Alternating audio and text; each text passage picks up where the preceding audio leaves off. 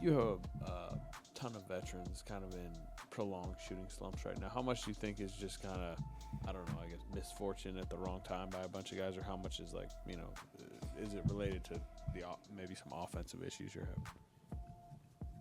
I think at one point it was more like unorganized execution, lack of clarity on what we're trying to do, and I think whether it's confidence, whether it's literally shots not going in, whatever it is, it's affecting our ability to sustain, a level of competitiveness, and myself included. So we have to be able to channel like positive energy on, like, we're playing hard, you're trying to do the right things, the ball's not going in. Any hooper that's played, when it's a situation like that, it can preoccupy you on the rest of the game at times. So that's our challenge, to get over the hump. Yeah. Whether we make or miss shots, you want to make shots, and we need to make shots, but the temptation to lose confidence or feel like the world's kind of caving in on you, I don't care how long you've been in this game, it's something you have to deal with. Independent of just making shots, what do you think is like the not necessarily biggest issue with the offense, but the most easily addressable issue?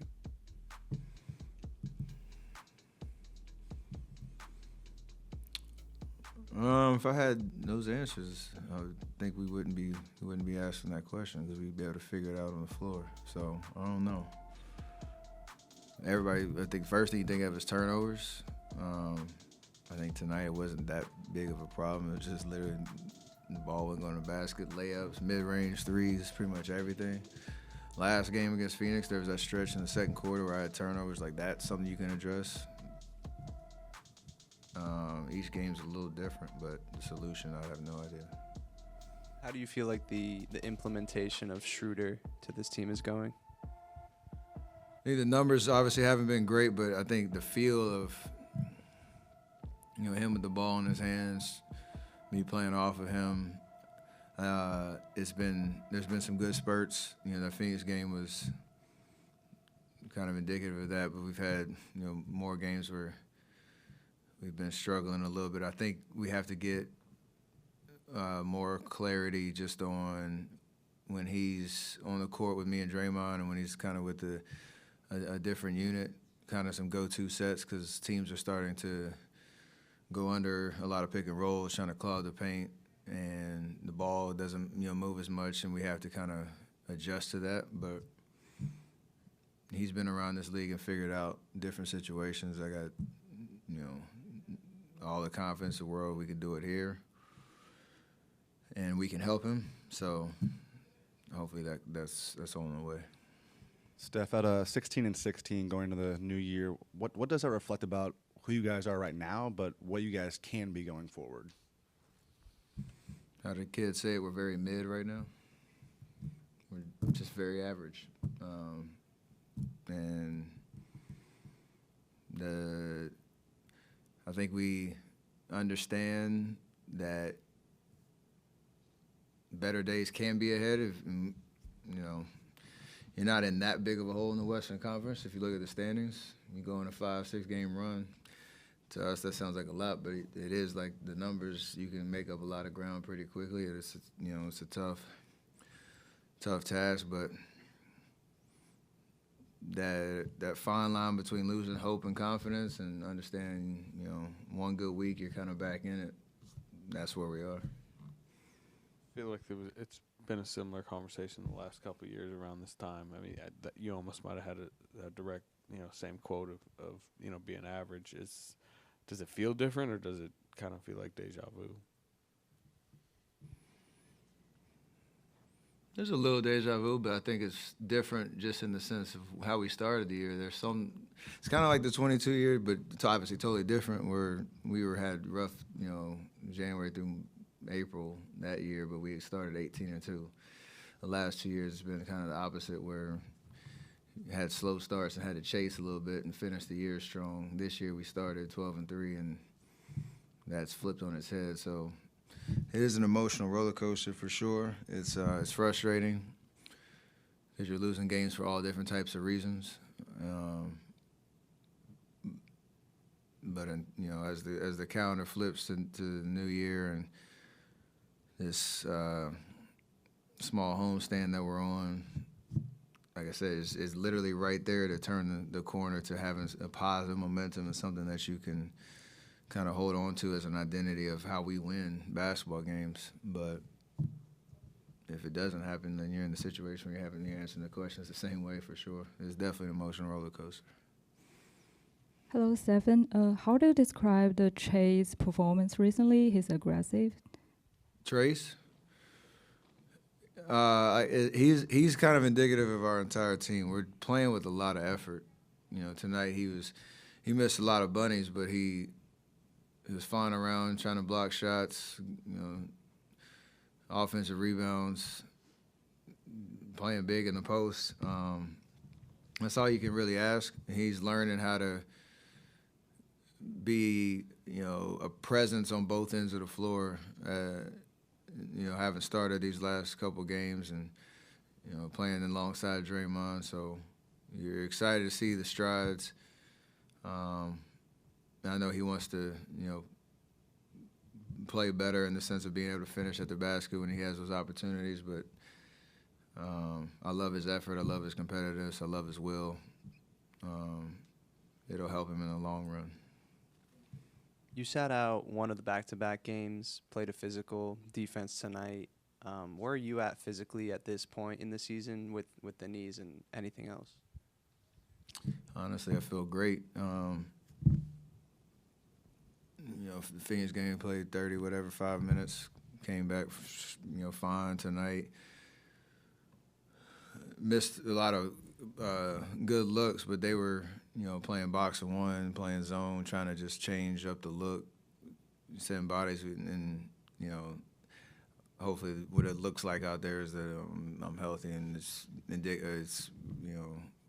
clear how I feel, which is great, and able to play, intense 30-plus minute nights and try to be effective.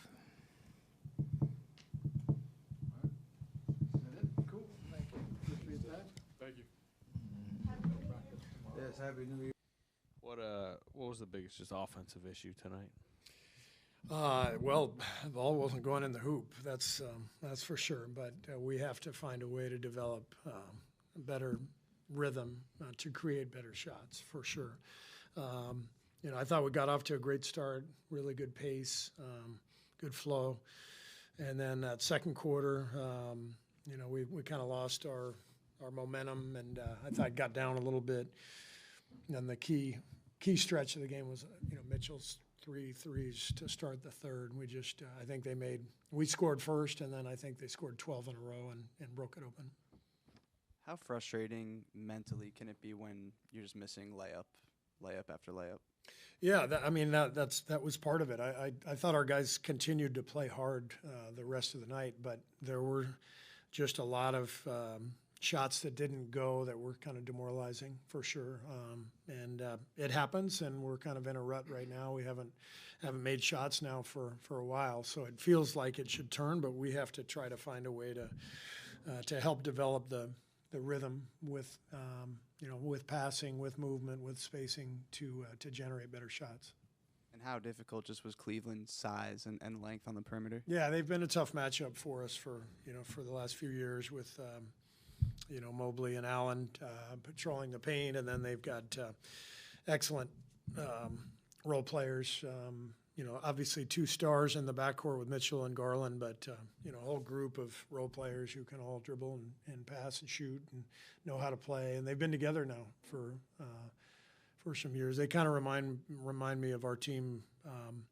When I first got here, that they've been together now for a while, and the continuity is obvious, and it feels like a team that's really well connected, and there's a reason they're 28-4. They're really good. Steve, going back to the beginning of the game, what was it that worked so well for you guys? Because the first, half of the first quarter at least, you guys were kind of off and running. Yeah, it was. We were getting stops. Our defense was great, and we were running. We were throwing the ball ahead. I think we had 8 throw aheads in transition in the first quarter, and then that dropped to 3 in the second. And it's kind of a choppy second quarter. I mean, it's not like our defense was bad. We only gave up 20 points. So it just felt like we were missing, little putbacks, layups, and we just couldn't get out of that rut in the second quarter and lost our mojo. The Cavs don't block a lot of shots. I think they're bottom 10 for blocks. But what does it say about their ability to, I guess, discourage people from coming into the paint and what it can do to a team mentally? Yeah, they have a good defense. And like I said, they're well connected. I think Dean Wade is really underrated. He was really mucking things up in the paint for us, always in the right spot, coming over and making plays, a couple block shots and rebounding. And, that guy's a really, really good role player for them and complements the rest of their guys well. Steve, you've talked about how much you really believe in this group. You guys have had obviously some really high highs and some tough lows. At 16-16, how do you think that reflects on the team overall? I mean, are you guys a 16-16 team, or do you think highly of that team?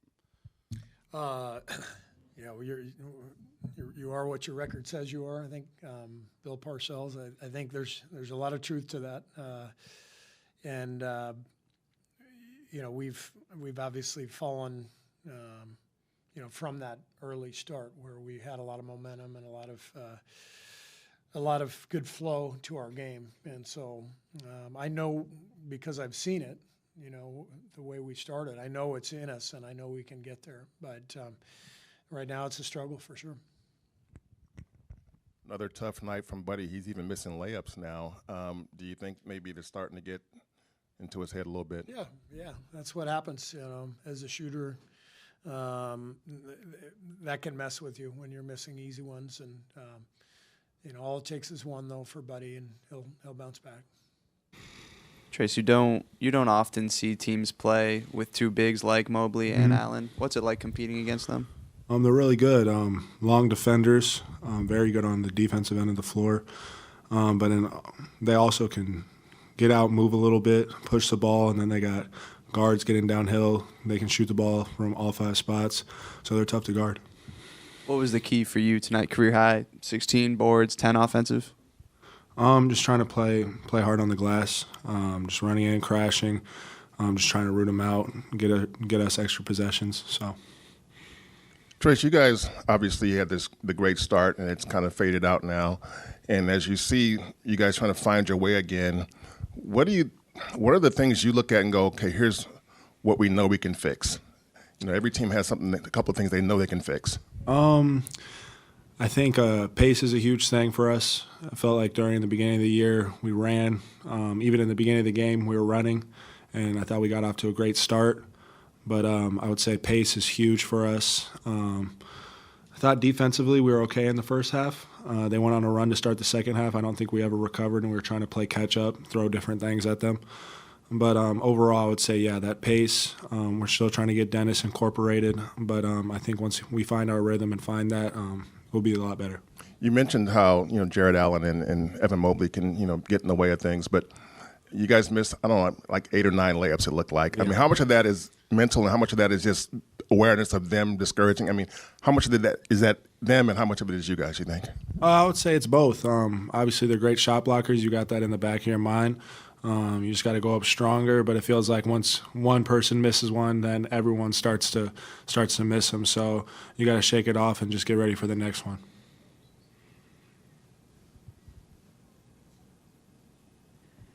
What does this team need to do offensively to generate better looks? I just feel like sometimes the ball sticks a little too much. We just got to get off of it. Screen, roll, find the first open guy, pass, make them close out because they're playing the nail, then drive, kick, and just generate just movement. More movement I think will help us a lot. Trace, how ready do you and Jonathan feel to sort of take this next step? It seems like you're obviously getting more and more time, and it feels like you guys are taking steps forward. Do you feel that way? Yeah, I just feel like me and JK, we talk all the time, I tell him before every game, just go out there and play your game. Just trying to boost his confidence. I know it's already sky high right now. He's playing really good basketball. So we're just trying to do our part and just continue to try to play at a high level to help these guys out.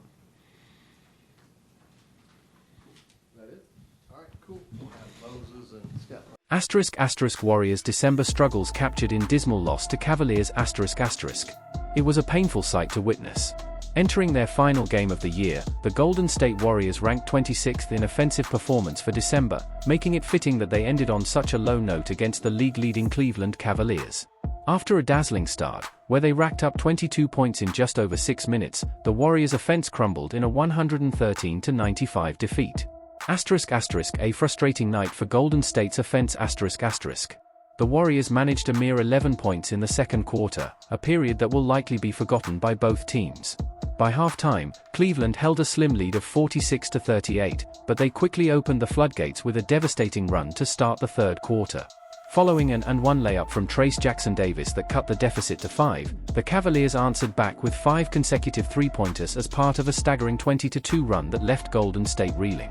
Though the Warriors cut the lead to 15 early in the fourth quarter, the damage was already done, as Donovan Mitchell and Darius Garland combined for an impressive 48 points in Cleveland's 18-point victory. No player epitomized the Warriors' struggles more than Trace Jackson-Davis. Despite a solid performance as a starter, he missed several easy layups, finishing with a shooting line of 6 of 14. The second-year center notched a career-high 16 points and 16 rebounds, but 6 of those boards came on the offensive end as he continually chased after his own misses. *** Limited contributions from star players ***. In a night where few Warriors stood out, Jackson-Davis remained a bright spot. Steph Curry was once again muted, managing just 11 points on 4 of 14 shooting and 3 of 11 from beyond the arc. Jonathan Kuminga faced challenges after his previous scoring surge, finishing 4 of 15 from the floor. However, the 22-year-old still found ways to contribute, drawing 14 free throw attempts and tallying 18 points and 10 rebounds in 32 minutes off the bench. Surprisingly, Moses Moody led the Warriors in scoring with 19 points on an efficient 7 of 8 shooting and 3 of 4 from three-point range, though some of his contributions came in garbage time. Draymond Green, 1 of 10, Buddy Hield, 1 of 8, and Lindy Waters 0 of 6, combined for a dismal 2 of 24 from the field, with the team shooting just 33.3% overall and 23.7% from deep. Looking ahead, the Warriors must regroup quickly as they prepare to face the Philadelphia 76ers, who arrive at the Chase Center riding high with 10 wins in their last 13 games. The time for reflection is over. It's time for the Warriors to find their rhythm and reclaim their identity on the court.